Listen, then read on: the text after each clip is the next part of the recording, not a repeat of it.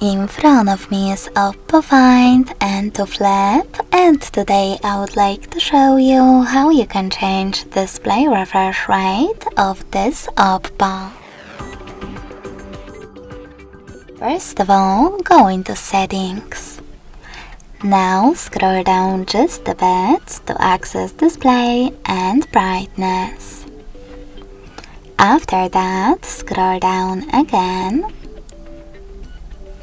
Click on Screen Refresh Rate over here and tap on the best option for you, High or Standard. When you're ready, click on the back button. So when I do that, as you can see, refresh rate of my OPPO has changed.